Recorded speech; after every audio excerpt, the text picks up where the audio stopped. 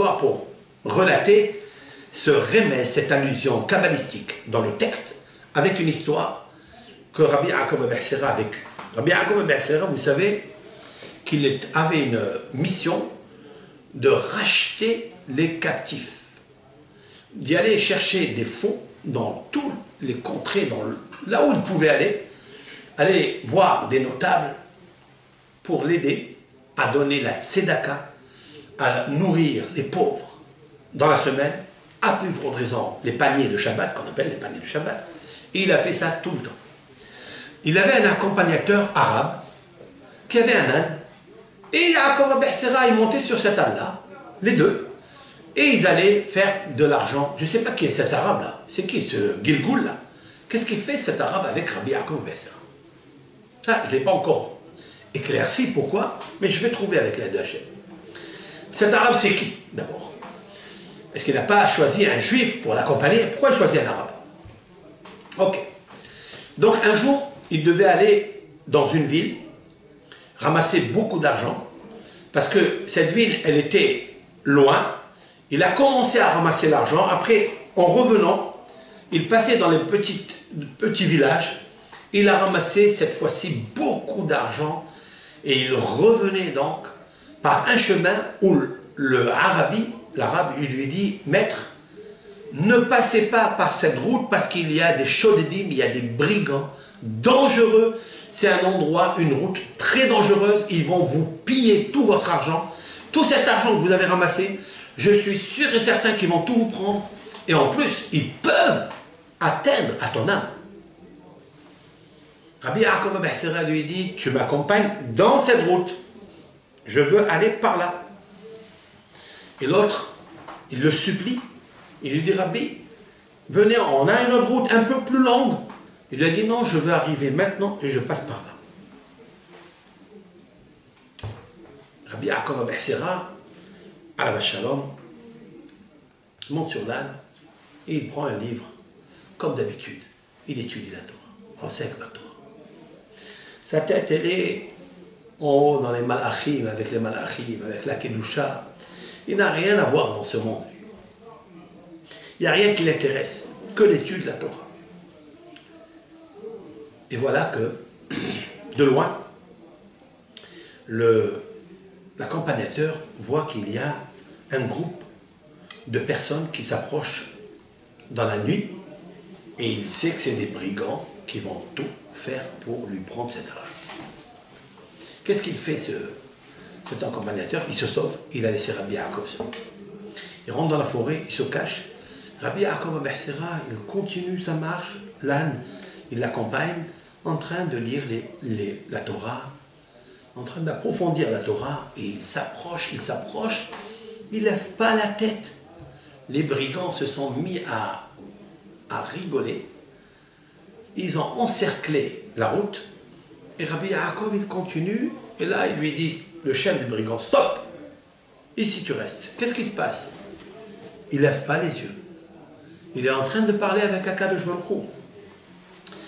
Et là, il lui dit, descendez du cheval, descendez de l'âne, et Rabbi Yaakov ne descend pas de l'âne. Il reste, et il leur dit, laissez-moi s'il vous plaît passer. Il dit, ah bon, allez, donne-nous, on sait que tu as ramassé beaucoup d'argent, donne-nous tout de suite cet argent, mais plus que ça, on va te prendre l'argent, et comme tu n'as pas eu peur de nous, eh bien ici va être ta tombe. Il a fini de parler, Rabbi Yaakov ben Sira lève les yeux et les regarde. Immédiatement, la terre où ils foulaient leurs pieds s'est ouverte. Elle a commencé comme du sable mouvant. Elle les a avalés jusqu'à la moitié de leur corps, les yeux restant grands ouverts, la bouche fermée, le corps paralysé, enterré entièrement. Ils ne pouvaient plus bouger. Il ne pouvait plus bouger. Et là, cet arabe-là qui arrive et qui voit ce scénario, ce spectacle, il est tellement étonné, il dit Allah, Allah, il prie à Hachem, il dit, tu as ici des serviteurs. Rabbi Yaakov ben Sira lui a dit, je ne t'ai pas dit que tu ne dois pas avoir peur. Et Rabbi Yaakov ben Sira, il lève ses yeux à Hachem et dit, Toda Rabba Hachem She'Tzalta Oti. merci Hachem Ilbarach que tu m'as sauvé. Fin de l'histoire. Hachem Ilbarach, ça va très bien avec le discours qu'il a fait Rabbi Yaakov Abu Hassira dans son livre Pituhi Hotam. À savoir que quand quelqu'un étudie la Torah, alors il fait évoluer son nefesh avec l'étude de la Torah, avec le vocabulaire, avec la laine, le souffle qui fait sortir de sa bouche, qui est imprégné, imbibé de Torah. Cette Torah-là, qui descend de la Neshama, elle fait descendre la Shekhinah. Si quelqu'un est accompagné par la Shekhinah, alors il faut savoir que personne ne peut contre lui. On raconte sur Rabbi Yaakov Abu Hassira que un jour sont venus des musulmans devant son Beth Midrash et ils ont commencé à jeter les pierres. Ils jettent les pierres devant sa villa, devant sa maison, sa communauté. Ils jettent des pierres, ils jettent des pierres. Et Rabbi Yaakov s'est pas rendu compte, il était en train d'étudier la Torah. Et le Kahal, l'assemblée, est venu, il dit, regardez, le premier intifada, il a commencé là-bas. Et voilà que Rabbi Yaakov Abu Hassira, il sort dehors, il les regarde, et ils ont dit, ils se moquaient de lui, vous savez que les vêtements qu'il porte, c'est des costumes, des redingotes, hein, c'est des vêtements spéciaux du tzaddik, vous le voyez dans cette photo, il était comme ça tout le temps. Et Rabbi Yaakov Abu Hassira, il les regarde à tous ces petits jeunes-là, c'était des jeunes, hein, ils ont jeté des pierres, Rabbi Yaakov Abu Hassira, il les regarde, il chuchote quelques mots, et il y a un vent, un mistral puissant, je ne sais pas comment on va l'appeler ce mistral, qui a fait envoler ces enfants. Il les a amenés, je ne sais quelle, dans une ville qui s'appelle Gouzan. En arabe, je ne sais pas c'est où, c'est au Maroc bien sûr, et les a envoyés très très loin. Et on ne savait plus où ils sont. Les parents, quand ils ont vu que les enfants ne sont pas rentrés le soir chez eux à la maison, sont venus voir le Rav et il dit, écoutez, où sont nos enfants? Il paraît qu'ils étaient là en train de jeter des pierres. Il dit, je ne sais pas où ils sont, allez les chercher. Jusqu'à ce qu'ils l'ont supplié, jusqu'à ce qu'ils l'ont pleuré. Et Rabbi Yaakov Abu Hassira a dit, voilà, vous allez dans tel endroit et ils sont là-bas. Le malach, les anges, comme on dit dans la prière, Osé malachav rohot. Osé, dans les psaumes, c'est marqué. Osé, l'éternel. Malachav, ses anges, rohot, les Mistral. Les Mistral deviennent des anges pour accomplir les paroles du tzaddik. Parce que ce que le tzaddik est un vrai tzaddik dit, l'Éternel accomplit cette parole-là. Bien, tout cela, bien sûr, on voit que Rabbi Yaakov Abu Hassira, c'était pas n'importe qui, c'était un très grand tzaddik. Et toute la journée, il étudiait la Torah. Je veux juste finir avec une autre histoire de Rabbi Yaakov Abu Hassira. Un jour, il était invité dans un village. C'est sûr et certain qu'il allait faire des drachotes un peu de partout. Et donc, le Baal Habayit l'a invité. Et il est arrivé vendredi. Il était en train de faire Shinaï Mikra Ve'Hatargum, c'est-à-dire 2 fois, toutes les semaines, on lit 2 fois le verset et 1 fois l'araméen. Targum Onkelos, la traduction araméenne. C'est une mitzvah, c'est une obligation d'ailleurs. Et voilà qu'il y a une chèvre qui s'approche du Rav et elle rentre sous ses genoux de Rabbi Yaakov Abu Hassira.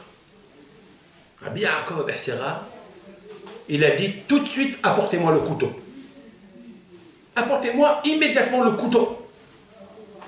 Et le Baal Habayit, il lui dit, mais là, j'ai préparé. Non, non, non, non, non. Tu as préparé Shabbat, certes, mais on a encore 2 heures avant Shabbat.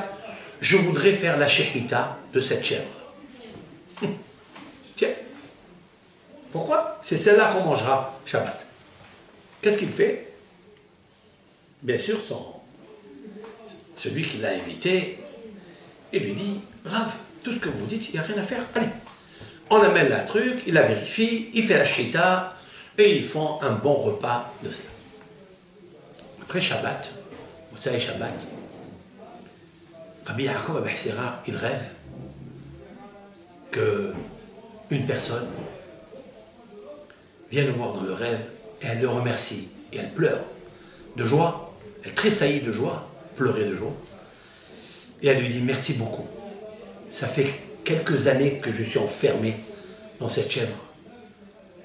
Et il est arrivé ce moment-là, tellement grand parce que dans le ciel, Ils ont dit, il n'y a qu'une seule personne au Maroc, un rave qui pourra te sortir de cette chèvre-là. C'est Rabbi Yaakov Be'Sera. Rabbi Yaakov Be'Sera avait compris que cette chèvre est venue lui demander un service. Et ça, c'est quelque chose d'extraordinaire. Ça n'est pas donné à tout le monde. Ça, c'est donné à des personnes qui s'appellent Yaakov, qui ont fait attention au Yud, au Yihoud, c'est-à-dire l'unicité de Dieu, qui ont fait attention à Aïn, à la Hanava, jamais s'enorgueillir de ce qu'on fait. Même si on est grand Torah, même si on est grand dans la richesse, même si on est grand dans la sagesse, peu importe. Il faut rester toujours humble et petit, comme Yaakov Avinu, qui a dit, je suis petit de tous les bienfaits que tu as fait avec moi. Comme ça, il a dit à Hachem. Mais Yaakov Be'Sera pareil, le Kouf, c'est la Kedusha, il était tellement pur, tellement saint, tellement séparé de ce monde. Il dormait par terre. Il n'a jamais dormi dans son lit. Rabbi Meir Be'Sera, de mémoire bénie, le fils de Baba Saleh, a raconté que Rabbi Yaakov Be'Sera n'a jamais dormi dans un lit. Où il dormait alors? Il dormait par terre. C'est ce qui s'est produit avec Rabbi Israël Be'Sera, Baba Saleh. Je vous raconte juste une petite anecdote. Quand j'avais 18 ans, donc je suis parti de Marseille au boulevard de Strasbourg à Paris pour voir Baba Saleh. Et là, je suis arrivé en retard. Vous savez, les trains, ce n'était pas le TGV d'aujourd'hui. Je rentre dans la maison de Baba Saleh. Il y a une dame qui m'ouvre, je pense que c'était sa femme. Et je lui ai dit, voilà, je viens de Marseille, je suis jeune, je suis un élève de l'Aïshiva, je voudrais voir Baba Saleh qui me donne une beracha. Elle m'a dit, excusez-moi, mais il dort. Il a reçu toute la nuit et il s'est endormi après la prière, il se repose. Alors moi, je ne sais pas, j'ai eu un courage de lui demander, pas un courage, c'est même pas parce que l'innocence à 18 ans, je lui ai demandé, est-ce que je peux le voir en train de dormir? Elle m'a autorisé.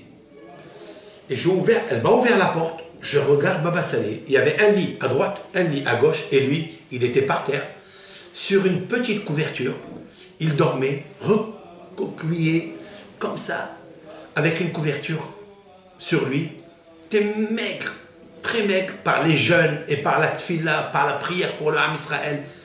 D'où il a appris à faire ça? Vous savez, ça m'a marqué énormément jusqu'à aujourd'hui. Et chaque fois que je raconte cette histoire, cette anecdote, et le fait de voir Baba Saleh comme ça, en train de dormir, par terre, sur une couverture, bien sûr, parce qu'il ne faut pas dormir ni sur la terre, ni sur le marbre. Ça n'est pas, d'après la Kabbalah, c'est pas bon. Il faut mettre toujours une hatzitza, c'est-à-dire un isolement entre le corps et le sol. Ça m'est resté gravé. Mais Rabbi Yaakov Be'Sera, c'est lui le maître de tout le monde. C'est son grand-père. Bien sûr que Baba Saleh a appris de lui. Nous, on ne peut pas faire une chose pareille. Si nous, on fait une chose pareille, on va se moquer de nous. Parce qu'on n'est pas à la hauteur. Il faut être un auteur à la hauteur. Et c'est la raison pour laquelle Yaakov, c'est quelque chose d'extraordinaire. Puisse Maïmonide, Harambam, Rabbi Moshe Bar Maïmon et Rabbi Yaakov Be'Sera soient pour nous Méditsei Osher. Ce sont des avocats qui prieront pour nous, qui plaident pour le Ham Israël, qui guérissent tous les malades d'Israël. Et n'oubliez pas, bien sûr, d'allumer une veilleuse avec l'huile d'olive, où il y a 2 mèches, 2 petites bougies, hein, de l'huile d'olive, quoi. Une pour Harambam et une pour Rabbi Yaakov Be'Sera. Et en même temps, raconter cette histoire que je vous ai racontée, 2 ou 3 histoires, pour le bienfait du Ham Israël. Tiskou la mitzvot, kol tov.